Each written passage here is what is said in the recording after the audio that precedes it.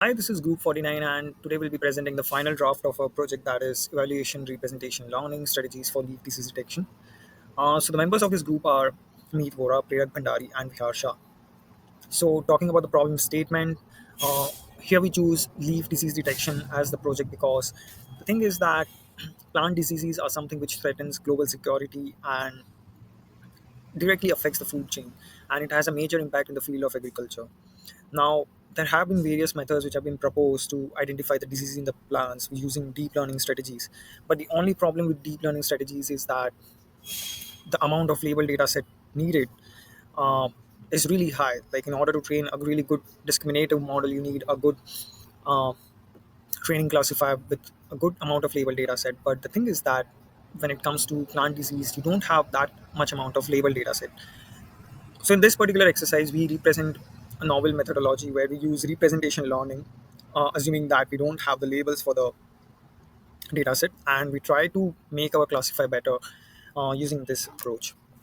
So for the data collection, we use plant village dataset, which is also available on Kaggle, and the dataset consists of 50,000 high quality images consisting of both healthy and disease images, and there are 15 classes. But if you look at the bar graph which is shown in the right hand side, you can see that there are some classes which has less than 100 samples.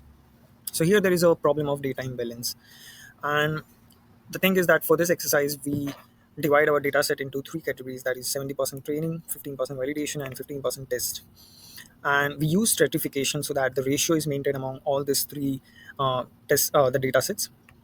And to make sure that uh, you know to make sure that the imbalance is avoided, we use data augmentation techniques like rotation, flipping, cropping, and Gaussian noise addition to the undersampled classes.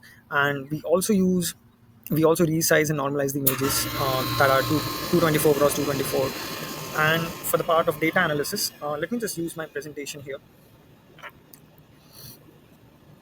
So yeah, as you can see this image, you can clearly see that blue channel has the widest spread, indicates that there are variation in the diseased areas. Like, mostly it follows all the spots you see in the disease plants. It's consisting of blue channel, and green dominates the RGB histograms because we're dealing with the leaves here, and green is one of the dominant colors here. So that is something which we observe, and we wanted to do this exercise in order to identify that do we have any you know samples which have different colors apart from this, like which has red backgrounds or something which can be treated as an outlier. But it's not the case. And we also see TSNE plot here, that is, we plot the 15 classes on a 2D plot using ResNet. So we convert the images into embeddings, and these embeddings are plotted on this 2D graph, where we can see that there are some classes like tomato target spot and tomato yellow leaf which tends to overlap a lot. And this says that it's really hard to discriminate between this different types of diseases because of this overlap. So we believe that representation learning is the best and the suitable approach here to make a highly discriminative model. So this was the data pre-processing part, as I mentioned, and this is the baseline model. That is, we use a simple CNN model, and you can see that it is consisting of convolution layer, ReLU layers, max pooling layers, and flatten and linear layers. So you can see that we have chosen learning rate as 0.01, batch size is 32, optimizer we are using Atom because it's better than SGD and RMS props. We here evaluate the model on 10 epochs and the 20 epochs, and the loss here is categorical loss entropy. So you can see that on the evaluation that the loss values for 10 and 20 epochs. For 10, it takes time to converge because we stop our model after 10 epochs, but for 20 it converges to zero point 0.4 to zero point 0.3 loss, saying that if you use higher epochs you can have good training loss and validation loss as well. And same is the case for evaluation here. Here we use the state of the art model, which I'll explain in the poster. So if you look at this poster, let me just come out here, and this is the proposed architecture we have given. So we assume that we don't have the label data set, and we take the original image and we try to reconstruct the original image. We make sure that there is no uh, overfitting here, or the model just doesn't just learn the weights by itself. So we make sure that we add some noise here, and here we use VGT16 encoder, and simultaneously we use a VGT16 decoder. That is, we use upsampling layers here, and we try to trained this model for I think 30 epochs, and we see that the master autoencoder loss. Sorry, the mean absolute error here is around 0.90, and once the model has been trained, once we are confident, we truncate this part, that is the encoder part. We use the pre-trained weights and we add fully connected layers like 1, 2, 3, 4 on the top of that.